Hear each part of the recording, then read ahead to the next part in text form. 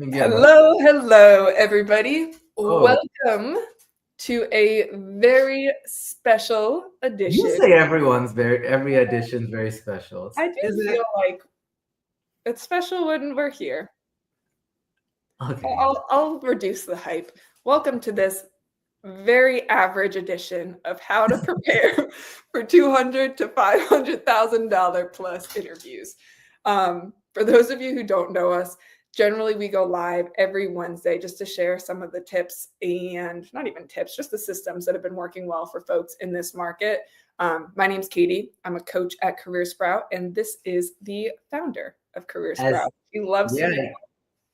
welcome everyone. As Katie said, today's a very average edition of how to prepare for 200K to 500K interviews. We got some really average slides, and that's a fact. That is a fact. Yes. That is a fact. We have very average slides prepared today to kind of walk you through what we're thinking and how to help you best prepare for these calls or for these upcoming interviews that you have. So we're super excited to be here with y'all. Also, as you guys are trickling in, I wanted to say something real quick. Katie and I have been going live almost every single week for like what, a year and a half? Probably about there. Maybe a little. When we first went on live, like when we first started going live, we would get zero people tuning in. And then a few weeks later, we'd get like 2-3 people tuning in. Sometimes we didn't know if 2 out of those 3 were just us. So I just wanted to say, for those of you who are here, for those of you who've been here, thank you so much, you guys, for joining and supporting us. Thank you for like on these calls. The energy is always awesome. You guys we've seen a lot of people behind the scenes connect with each other and help each other out. And that's kind of like the ethos we like to think we're helping propagate, which is just trying to spread as much value as we possibly can. So we just wanted to say thank you so much for y'all for putting up with us every single week. And we will get into all the interview things in a minute, but I wanted to ask, K-Mac, did you have a joke that you'd like to share this week? I have a good one. I think it's a good one. It also is not, this comes from somebody who is notorious? That's the good one, right? I guess. Or infamous is a bad one. This joke comes from Juliana Faulkner, who is maybe the funniest DMs. She's actually starred in my LinkedIn DMs so that I see her messages. She said, "What do you call a cheese when it's by itself?" I don't know. Provolone. That's good. That's a good one, right? Yeah. See, Juliana keeps it fresh. She gets good ones. She's had some of the best ones that have come through have been from her. That's cool. All right, y'all. Well, that was the joke of the day from Juliana Faulkner. Thank you so much for all of you who are here so far. Should I just share my slides? I think you hyped them up enough that it's I didn't hype them up. I'm saying these are very basic slides that my 5 or my 7-year-old could do. All right, y'all. Let me put this. Let me show this right now. Let me share my screen. Without further ado. All right. So this is what we're discussing today. How do we prepare for 200K to 500K plus interviews? We'll just kind of jump into it. Now, I want you to know these are not theoretical pieces of advice that we're sharing. This is coming. All the advice that we're sharing is what we teach to our clients on a daily basis. And these are just a few of the most recent results, like so far in January, from what we've seen. We had a client recently go use these interview strategies to get an offer at Meta. We had this one right here. They got 190K base, 40,000 in stock. Another one, she just got a principal product role at 210 with another 282K in stocks. What's this one over here? Oh, this one was really cool. She got 260K base. This is a publicly traded company with a 425K equity. So over 600, whatever. This is one I shared yesterday. Someone who just went using these exact systems for how to prep for interviews, go from a director level role to a VP role, getting 85K higher in base, 135K in total. I just shared that, I think, 2 days ago. And just to prove, this is from yesterday or 2 days ago, and this is from literally this morning. So this is what we hope you guys achieve by utilizing some of these strategies that we're going to teach today. So if that excites you, let us know. If you're pumped to get your offer, just let us know. We're here to support you. I'm super impressed. That's like some ninja stuff. That just happened like minutes ago. Yeah. I mean, you were responding to him, so. Well, no, I'm just impressed that you like already moved it into a thing. That was how to do it. Yeah. All right, y'all. So let's go with key piece number one. There's 5 things we're gonna cover in total. It's gonna start from like very basic level things that I want to serve more as a reminder. Mm-hmm. And then we'll get into more of the tactical advanced stuff in a second. So the very first thing, and this is one we just want to remind you of, is never forget to ask the golden question. This first question, it's the first question you should try to ask in the beginning of the interview, because you want the whole purpose of one of the fastest ways to make sure you turn interviews into job offers is by always talking about what is relevant to the person you are meeting with. And a lot of times we spend so much time focusing on what we should talk about that we never take the second to ask, well, what is important to this person that I'm meeting with today? So a really cool way to sort of get like what we say the answers to the test before the test, and the test is the interview, is just by asking this one question. And we always recommend doing it once the interview starts. So you can always let the niceties happen, right? Like when an interview starts, usually people will say, how are you doing? How's the weather? Yada, yada. But as soon as you possibly can, you want to ask this question. So if it were me interviewing and Katie was an interviewer, I'd say, very first thing, I'd say, Katie, thank you so much for making the time to meet with me today. I know we have so much to get into, but before we do, I'm curious, what was it specifically about my background that caught your eye? Or what was it about my background that stood out to you? I would say and the reason, huh? I would say the picture. It's a very nice picture behind you. Get it? Yeah, all right. Yeah, anyway, okay, so when we ask this question, what happens is a lot of times they won't regurgitate what's on the job description. They're actually going to start reading in between the lines and telling you what's important to them. So they might say, you know what, I had a chance to look at your profile or your resume, and what stood out was this, or I really want to know more about that, or yada, yada, yada.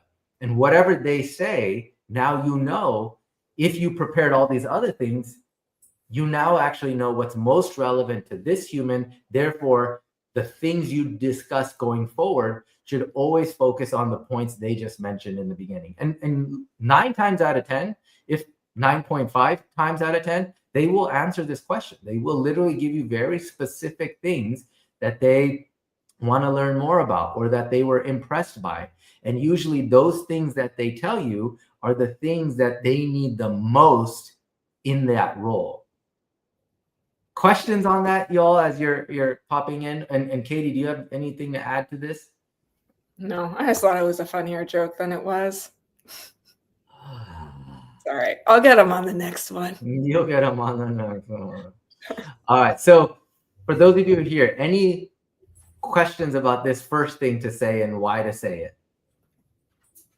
It's so cool when we sometimes our clients will record their interviews, and when they share it with us so we can review it and they ask this question, it's so cool to be able to see them pivot literally in real time and realize that what they had prepared is actually not what's important to the person they're meeting with. And so now they'll change their stories on the fly. It's a really cool question to ask. Okay, I'll go to the next slide. And Katie, you can discuss this one. Oh, sorry. Ashish, I assume this question, or is for the hiring manager, not for HR. It's actually for both, right? Because typically, if you think about it, the first person you most likely will meet with is a recruiter or someone in talent acquisition or HR. And even asking them this, like, hey, you probably had a chance to go through a lot of applications and you had a chance to go through a lot of resumes. I'm so curious, was there something specific about my background that stood out to you that you want to make sure I talk about today? And even if it's a recruiter, they'll tell you. And I think a lot of times recruiters are so close to the hiring manager that once you hear this response from them, you'll be able to speak to things that are relevant to them. So hopefully that answers your question, Ashish. We can keep going. Awesome. All right, next point is where most people fumble is usually the tell me about yourself. So we have a very simple framework that you can use to help you prepare for this answer. Yeah. So what I will say is one of the biggest mistakes that we've seen folks make is they think that the tell me about yourself is an opportunity for you to share everything you've ever done in your career, or even where you were born on a stormy Tuesday night, whatever your story is. The tell me about yourself is an opportunity for you to just highlight what is important to this person. So one of the things like where I've mentioned is we've heard people ask what was it about my background that stood out? And then they pivot what they had practiced in the tell me about themselves to just highlight and emphasize what that specific person cares about. And when they do it, they use this framework, the DLET, where they talk about what it was that they did, again, relevant to the role, what they learned, what they achieved, and how it ties in to what this company needs. And some of the components that they keep in mind here is making sure that whenever they're talking about their past experiences, they're remembering that they wanted to go through the lens of what being happy, humble, and hungry. You're never talking down about anybody. You're just talking about, the impact that you've made and what you learned along the way. So what that could sound like, let's say like you're a project manager. You could say, I've been in project management for the last 8 or so years, and I've just been so fortunate to work with and learn from some incredible leaders. When I first got started at company XYZ, they had brought me in to manage multiple projects simultaneously. And it wasn't necessarily easy at first, but I was really fortunate that there was a couple folks there who had been in project management far longer than I had. And I really learned from them how to, not only manage multiple projects, but how to gather good requirements, how to create, strong project artifacts, how to, run a scrum meeting, provide project updates, how to, and they'll insert just a couple of the things that person said was important to the role and say it was just such a great experience and a really good environment for me to really, grow up as a project manager. And as a result of that, we actually were able to, deliver 4 high impact projects ahead of schedule and under budget, which reduced costs or insert what the actual achievement was, the quantifiable result. And then they just go through and they just pick a couple of those instances to walk through the relevant things that they did, learned, and achieved along the years. And then they just tie it into what this person is looking for. And they close it off with a question to just say, hey, that once they get to the last one, it's like, and that leads us to today. And the reason why I'm so excited to speak with you about this role is it sounds like I'd be able to leverage a lot of that experience to come in and make an impact. But I am curious to hear from you, what does success in this role look like from your perspective? If they haven't already shared what success looked like. If they have, you can say, but I am curious, is that in alignment with your understanding of this role? And so now it's not that awkward pause at the end of the tell me about yourself where it's like, okay, I'm done now. It's you're having a conversation and you're tossing the conversation back to them. Yeah. And one of the things that I'll add to this, and this is such a great question, like how many stories do you cover in the DLAT, Raymond? A great question. The tell me about yourself specifically is meant to stay high level. Yes. And here's why. I think, and I've heard a lot of interviews, and so has Katie, people in the tell me about yourself try to get so deep into the weeds of like what they exactly did, what specific technologies they did. And what happens is when you go too long in the tell me about yourself, you run the risk, and this happens often, of losing the other person's attention.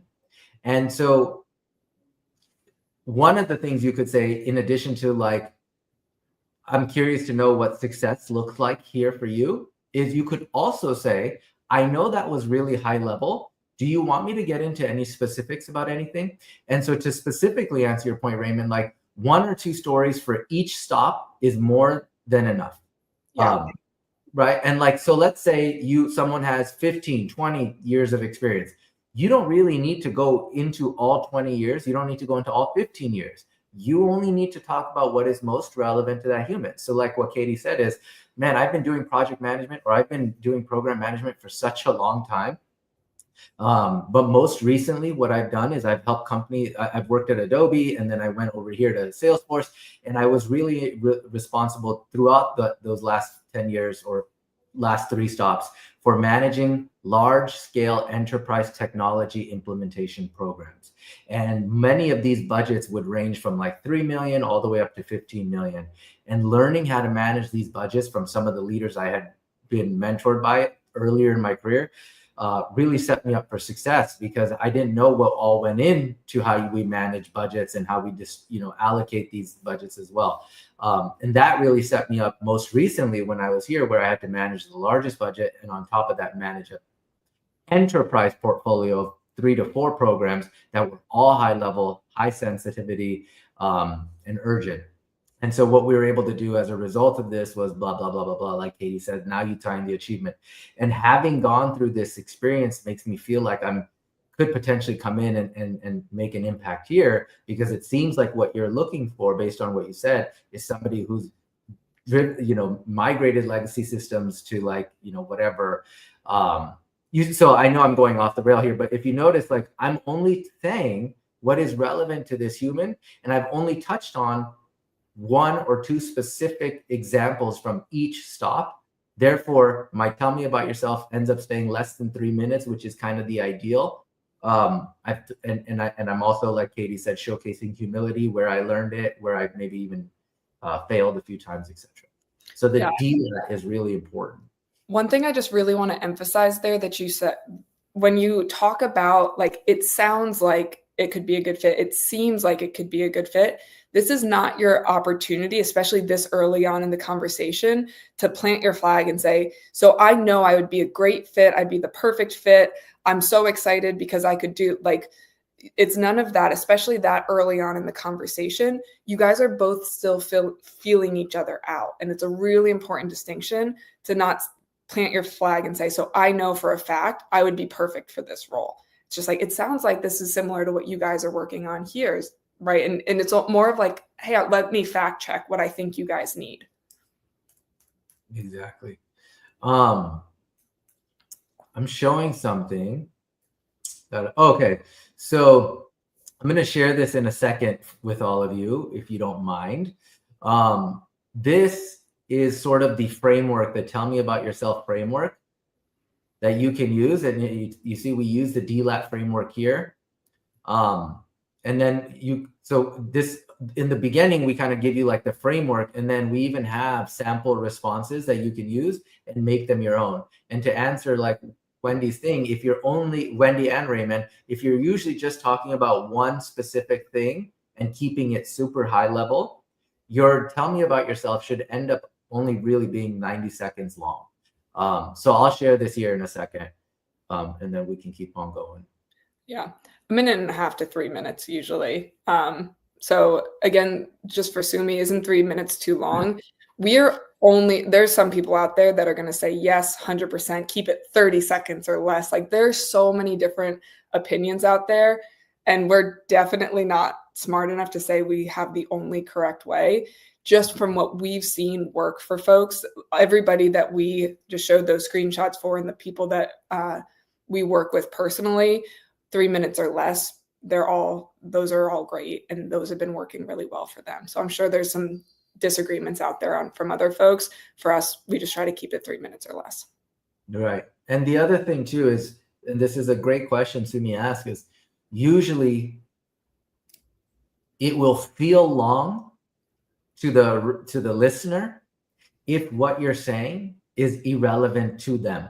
Yes. This is why, like, when we start talking about like where we were born and all these things that don't matter, that's when you can start getting into a little bit of trouble. However, when you talk, that's why we talk about like asking this first question, which is what was it about my background that stood out? So when you know what's important to them, you can literally stay focused and only, again, talk about what's relevant. Therefore, when what you're saying resonates with what they want, it won't feel long to the listener. And we've seen that over and over again, many times. Yeah, I'll share. If you want to go into the third one, I can share that recruiter screen, the document. Yeah. So what Katie's sharing right now is a document we put together called How to Pass a Recruiter Screen with a 98.6% success rate. And in it, you'll see the Tell Me About Yourself framework, along with a lot of the questions that you can expect to get from a recruiter, the best responses you can share with that recruiter. And these are templates that you can make your own. So we hope that helps. Okay, this one is really cool. So these are little frameworks that make a huge difference in interviews. And we'll go through them and I can answer any questions you have too. So the first one is be the painkiller, not the multivitamin. Think of it like this, right? People take a multivitamin to prevent something from happening, but people take a painkiller to zap something bad that is happening, right? So a lot of times when you start going through the interview process or in any interview, they're going to start asking you behavioral questions, right? Like, so they'll say, what would you do in this situation? Tell me, like, what happens if you have two stakeholders that have very conflicting views on your go forward initiative? They'll ask something like that. And where a lot of people, without knowing it, trip up is they'll say, well, what I would do is, and now once you say what I would do is, everything that comes after that is very theoretical. And even if it's good, it still sounds theoretical, right? Like, this is what I think I do, or this is what I would do. But instead, if you just simply said, that's a great question. I've dealt with that so many times throughout my career. Let me give you a very specific example of when I was at Adobe where this happened. Here's what we did. Here's what, right? So now you go into it. So it's, instead of saying, here's what I would do, you're actually saying, here's what I have done. Yeah. So now you come across as the painkiller, not the multivitamin. We actually just had a client the other day. She was going for a director of program management role, very big role for her. And they asked her this exact question. They literally said what I just asked, which is like, so tell me what happens when you're working with engineering and product and they don't see eye to eye, and you know that this is a very time sensitive program that we need to implement. How would you get them on the same page? And she said exactly what I just said. And because I heard her interview, you could tell it resonated so much with the hiring manager. She said, oh my gosh, as a program manager, this is something I've seen for the last, 9 years or however long, she said. And, this is very common. So first she's absorbing, like, I get it. I've done there. I've been there. I've done that. Then she said, let me give you a very specific example. Boom, boom, boom, boom, boom. She went into it. And you could see the interviewer feeling so much trust and comfort. Like, I could put you in front of these people and you would know what to do. Versus if she had said, oh, what I would do is, now again, even if what she said is actually right, the person may not feel like you've been here, done that. And that is really important for earning trust. Yeah. Can I just add one thing to that too? Another thing that happens when you say, oh, here's what I would do, a lot of times it's hard for you to stay succinct too, because when you've been doing something like this for 10 years, 15 years, 8 years, in real time, you've got to think through so many different decision trees, so many different variables that you're factoring in to make your decision. And so for you to theoretically tell somebody, well, first I'd think through this, then I'd think through this, then I'd think through this, it's so hard for you to stay concise and actually get your point across. Whereas when you talk about what you actually did, there's a lot of cool stuff that happens where you're saying, like, It's understood that you thought through a lot of these different things and you picked this path because that's what was best for that. And so now it's a lot easier for them to translate that to, okay, yeah, we're dealing with something similar here. And if she was able to figure it out, or he was able to figure it out in that instance, it's so similar, it's very likely he or she is going to be able to figure that out here as well, versus a really convoluted, first I'd consider this, then if that happened, then this, but if that didn't happen, then I'd have to consider this. It's just really tricky to keep that concise. Yeah, great point. Super cool to hear this, Wendy. Nice. Thank you. All right. Now, so that was be the painkiller, not the multivitamin. Remember, here's what I have done, not here's what I would do. Yep. That goes a long way in earning trust. The second one is be interested, not interesting. And we've seen this one make a world of a difference. Katie, do you want to talk about this one? You got it. Okay. So a lot of times, I think what happens is when we go into an interview, and this will play into the Batman, not Superman thing. When we go into an interview, we want so badly for this person to like us. And it's kind of like what happens is, as a result of us wanting them to like us so much, we feel the need to come across as the most interesting person, the most perfect person. It's almost like we start showing off, right? Oh, I've done this thing and I've done this thing. I'm so good at this thing. I'm so great at this thing. I'm so this, right? Like, so instead, if you think about it like this, right? I'm sorry if I'm not being succinct myself. Think about it like this. Imagine if you went and had lunch with a friend that you haven't seen in a very long time. And when you go to that lunch, all that person did was talk about themselves. Maybe all the great things they just did, or maybe all the whatever, right? All they do is just talk about themselves. And they never once really take the time to ask you about you and how you're doing and what's new with you and all the things. You would probably leave that lunch not feeling that great, right? You'd probably be like, oh man, like this was not that much fun. And if you kind of break it down to like, well, why didn't you have fun? Is because this person never took an interest in you. Right. And so one of the best sayings I've ever heard is nobody cares about how much you know until they know about how much you care. And so this whole idea of like, you don't want to be the most interesting person in the room.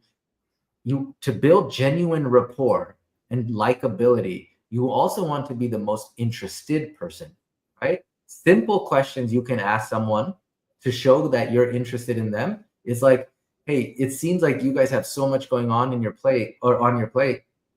If I were to come in, how could I make your life easier? Or what is one of the biggest bottlenecks you hope I can come in and solve in the next 30 to 60, 90 days so that you can continue to focus on your big initiatives that you're looking to execute against, right? Something like that. Very high EQ questions, so subtle, so easy to ask that once you say it, this person will be like, oh, well, that's a good point. Well, one of the biggest things that I'm struggling with right now is organization. We have nobody creating a project artifacts library for us. Therefore, we don't really, it feels like we're always starting from scratch. We just need to stay organized. And now you're hearing their pain point. So you can say, oh my gosh, I totally get that. When I was doing blank, blank, blank, we had that same issue. And now you insert a star story. Right? So there are other questions you can ask, but hopefully you get the point that we don't want to be the most interesting person, because what we're doing without noticing is we're turning this person off. We want to be the most interested person. And then K-Mac, do you want to go into the third point, Batman, not Superman? Well, I should have taken the second point. Batman's your guy. Okay, so you're not doing any of the talking. Yeah, just here to watch. All right, I get it. All right, so the third one is be Batman, not Superman. And this sort of plays into what I just went into of like being interested, not interesting. So talking about being perfect, right?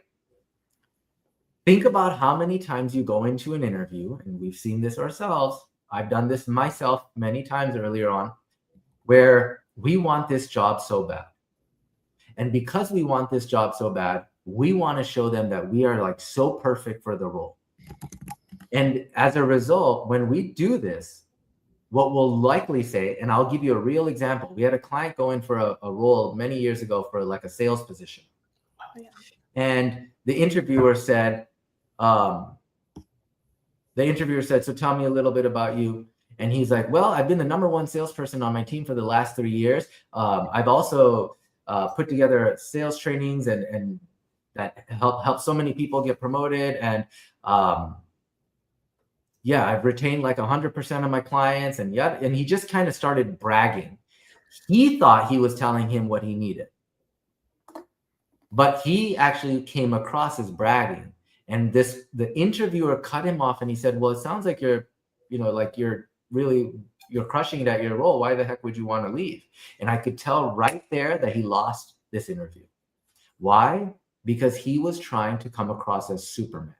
And the whole like Batman versus Superman thing, if you guys really want to know where that came from, if you're a nerd like I am and you watch like Marvel and DC movies, there was, when the movie Batman versus Superman came out, you guys, there was I would go on these forums and I saw this question, like a poll that they asked in the forum, and they said, who do you like more, Batman or Superman?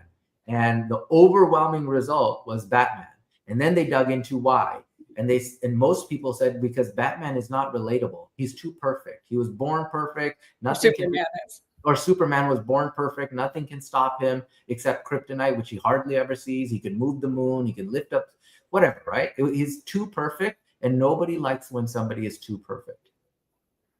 But instead, when they said, well, why do you like Batman? Everyone said, because Batman is so relatable, right? He went through all of these challenges as a human being. He has all of these weaknesses and he overcame those weaknesses, right? Like he lost his mom and dad, and he was scared of the dark and all these things and whatever. And despite that, he still made it out on the other side. And so in an interview in this similar scenario for that salesperson, he could have said, well, I've been in sales for the last 8.5 years and I've learned so much throughout my time. Like when I first started, I was not good at all. I would get nervous when I had to meet with senior leaders who were potentially going to buy our product. I didn't know how to like implement executive presence.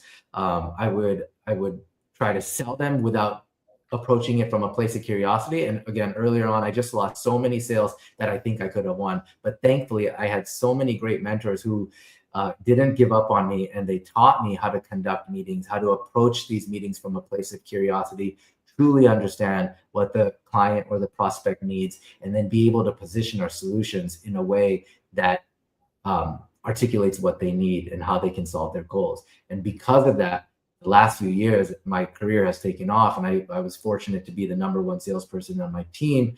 And luckily, I've been able to share that knowledge with some of our junior resources, and it's been so cool to watch them grow.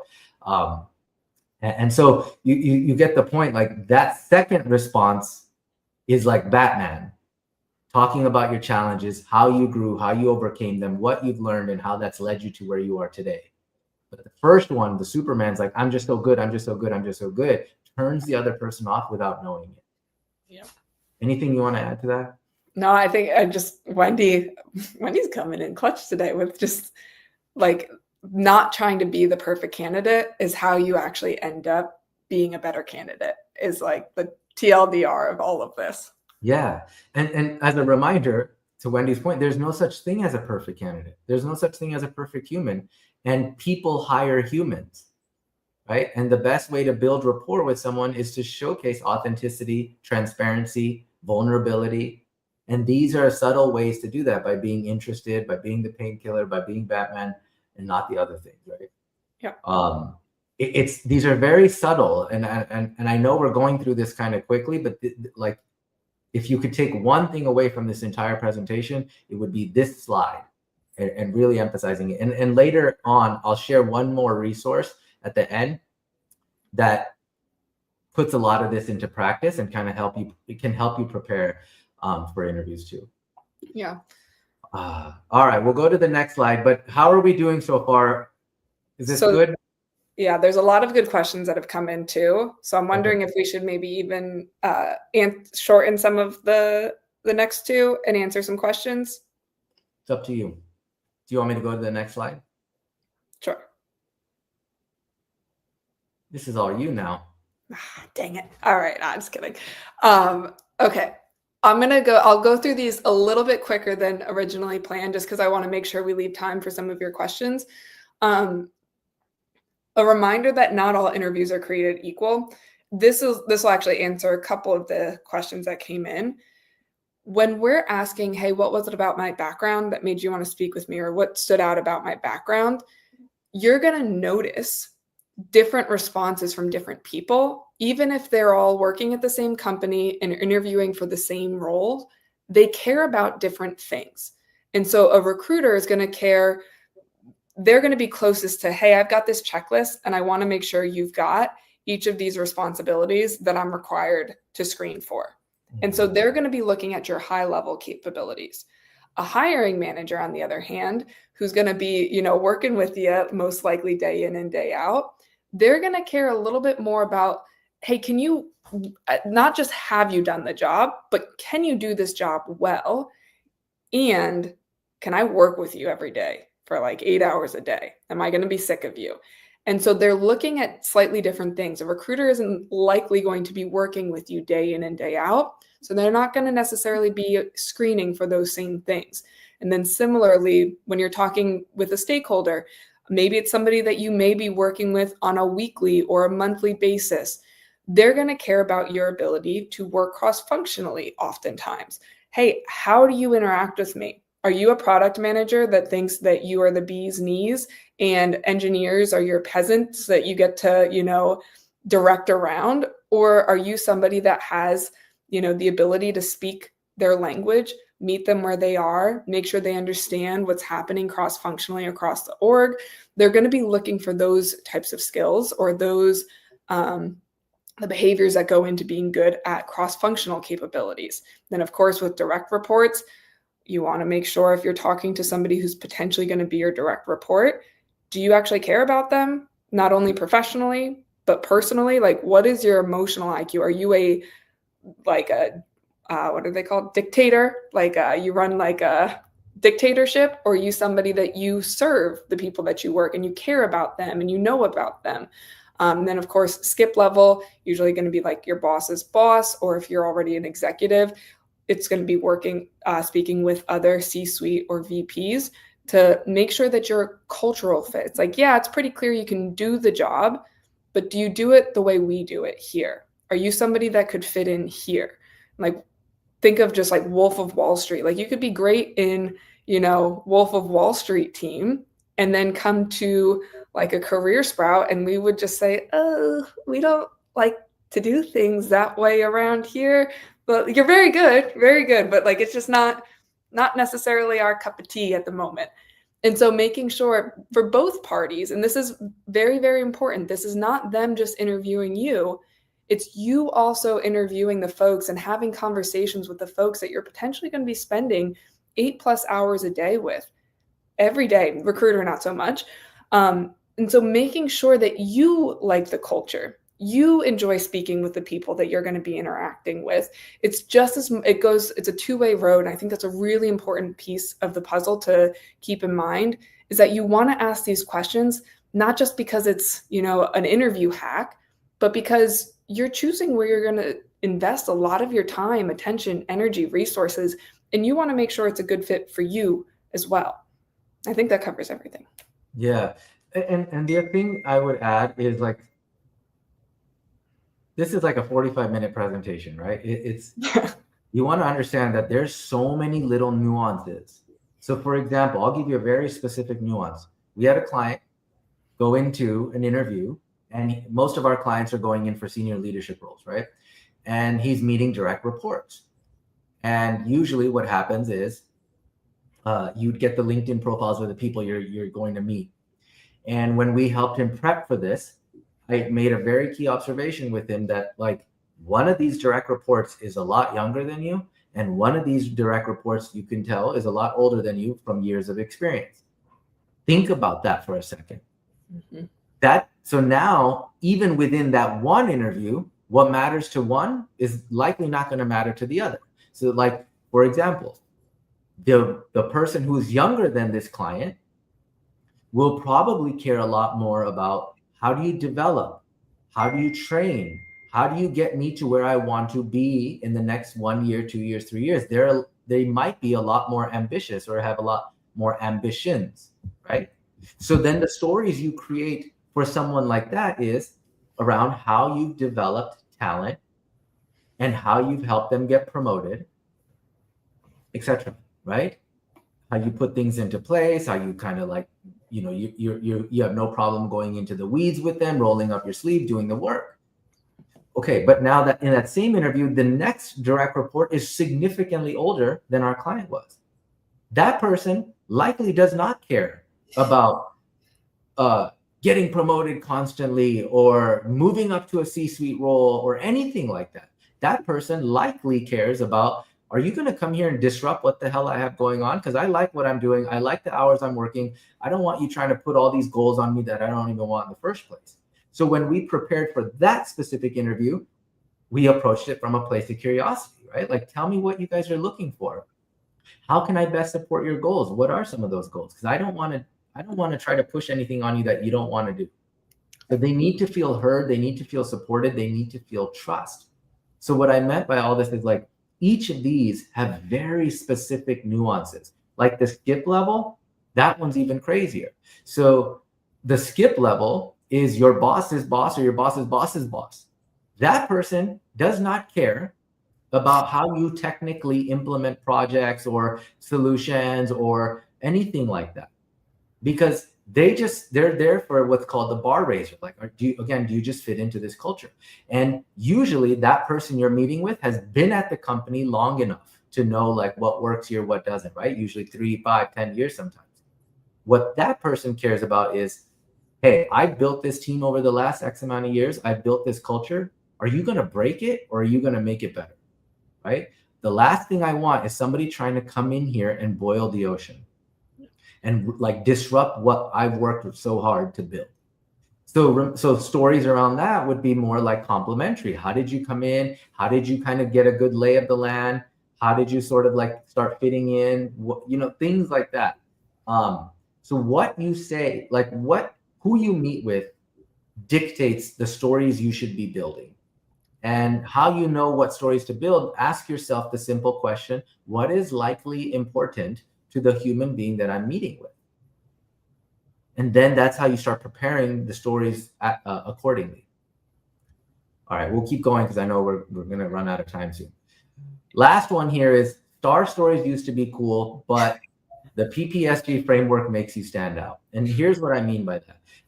We did this a long time ago, the same talk, and I shared a video, and I'm not going to do it again today. And the point I was trying to illustrate is like, think about this. The higher up you go, right? Actually, I'll take a step back. I'm so sorry, guys. For anyone who has ever been a hiring manager or for anyone who's been working closely with hiring managers, how many times, show of hands, have you seen a hiring manager say, after interviewing a candidate, ooh, I like that candidate, but I'd love to see more. Well, I think they can do the job, but I want to see more candidates. And then you're driving yourself nuts. You're like, wait, you like this person? They're like, yeah. Oh, you think they can do the job? They're like, yeah. But you still want to see more? And they're like, yeah. What are you looking for? And they're like, I'll know it when I see it, which as a former recruiter drives me nuts.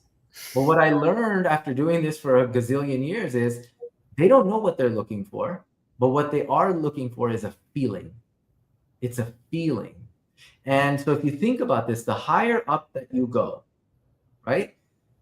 VP, director, which most of our clients are interviewing for, the skill gap between you and the next 10 candidates that this company gets to interview is going to be this big.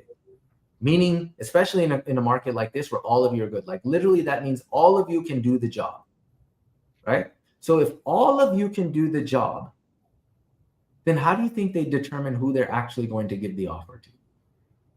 It's a feeling. Do I like this person? Do I trust this person? And how we tell these stories in an interview will solicit the feeling or not. So again, let's just do this example and I'll try to make it really quick. Let's say someone's asking like, hey, how do you deal with direct reports that are not performing? You could say, well, once I had a direct report when I came back from break. I went on paternity leave and I came back and I found out that one of my direct reports, who was normally good, was not performing, and my leadership team wanted me to fire this person. And so instead, what I did was I met with her and I put together, a very progressive plan and put together very key metrics for this person to achieve. And I worked with them on achieving it. And luckily, by the 90-day period that we had allocated, she was able to deliver against those KPIs and she saved her job. Great answer, right? Like, that is what everyone would probably say. But where is the emotion in any of this? So when we think about problem, pain, solution, and glory, focus on the pain and the glory too. And that pain and the glory is a feeling that you want to talk about. So the way I would have said this story is, yeah, you know what's funny? I went on a paternity leave, and when I came back, one of my best employees was completely underperforming. And my entire leadership team wanted me to fire her. But I knew what she was capable of, and I knew this was out of the ordinary. So what I did was I just said a one-on-one with her. And I was very honest with her. I said, hey, this is how you used to perform. This is what you're doing now. What's happening? What's going on? Anything I can help you with? And what I came to find out was at home, she was dealing with one of the most personal problems that I won't get into, that was affecting everything: how she slept, how she thought, how she showed up for her loved ones and here. And I could tell this is like something that needed to be addressed. And so what I did was I said, look, I want you to just take a couple of days home and not even think about work. And instead, do what you need to try to get things at home situated. But when you come back, let's work on some of these metrics that we can hit. And I'll work with you every single day or every week to make sure that we're doing the best we can to hit these metrics. I really want to see you back to having fun and being successful. And so we did that. And one of the coolest things was I gave her this event for her to throw. She threw an incredible event and it ended up landing us a $10 million account. But that was not even the best part of it. What was so cool was to see her confidence come back. She had that little extra pep in her step, and she ended up performing not as well as she used to, but actually a little bit better than what she used to.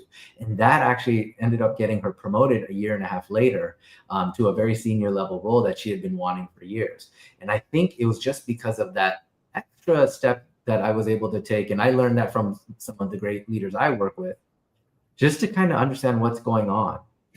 Approach it from a place of support, curiosity, and without being, too intrusive. And that allowed us to build this genuine trust amongst one another. And she didn't want to let me down, but more importantly, her team and the company down. And she just completely over-delivered. And I think that was one of the greatest things I've ever learned about leadership. So if you notice, like I talked about the pain that the person was feeling because of the result of the problem, as a result of the problem. But then I also talked about the glory she felt as a result of the solution. When you talk about these things, what happens is now you've become this like sort of storyteller, and storytelling is what engages the audience and it makes them feel a certain type of way. And now you stand apart from the other people who would have just said the same basic level star story. So I'm saying it's like star stories are great, but to supercharge them, we want to add this little pain and glory to the end of it to really help you stand out. Yeah. Anything to add to that? Or I think that was awesome. Actually, one thought that did pop up as you were talking, I just had this cool realization.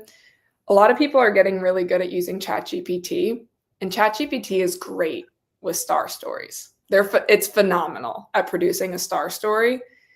And so people are getting better and better at star stories. This is different. And this makes the interviewer feel different. You can cover the same ground, but it's like the difference between you taking a bike to get there versus a car. It's like, yeah, you're just traveling in two very different ways. And when you're able to pull in that human emotion, it just changes the conversation and turns it into a conversation versus an interrogation or versus a monologue. And I think it's just if there's only, I think I maybe even disagree. I think this may even be more important than the last slide that you shared.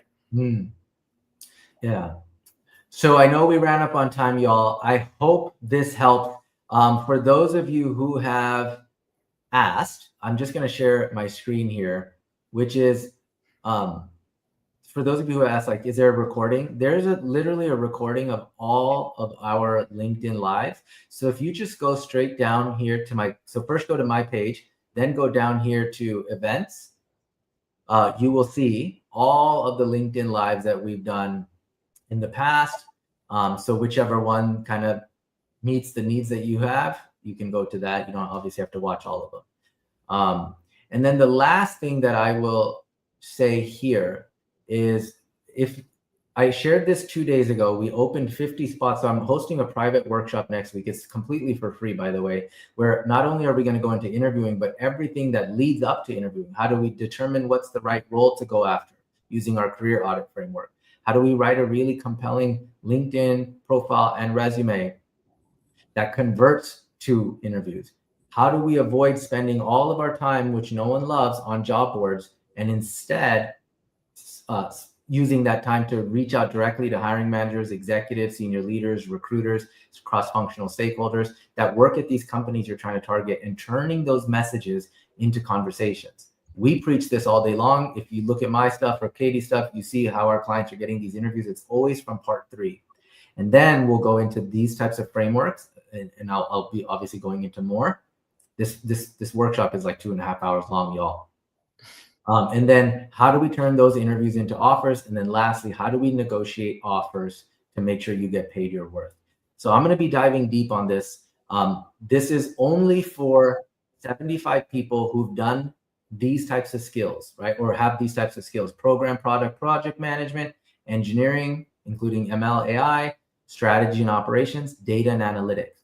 And the only reason we stick it to these is because that's the types of clients that we support for the most part. And so if you have this skill set, whether you're an individual contributor or C-suite, and you want to join, just send me a DM, connect with me. If you're not connected, then send me a DM, and I'll send you the link to register and save your seat. We did it for 50. I think we hit like 50 this morning. It was like, and so we're 54 right now. I also messed it up, and I had the wrong limit on there in the beginning. Okay. Yes. So now we opened it up to 75. I really want to try to keep this workshop small, so that way I can answer as many questions as you guys have and dive deep with each of you, and really make sure that it's worth your time. Like I said, you're not going to be sold a single thing on this. So yeah, just don't register if you can't make it. This is really intended for those folks who can make it live. I would say is just the one request here. We're not recording this one, so it's just for those who can make it live. But that is it. So thank you so much, you guys, for tuning in again today. You guys always bring a lot of joy to us, and like Katie and I always say, we're rooting for you, whether you know it or not. So I hope this helps, and thank you again. Awesome. All right, bye everyone. Take care. Have a great day.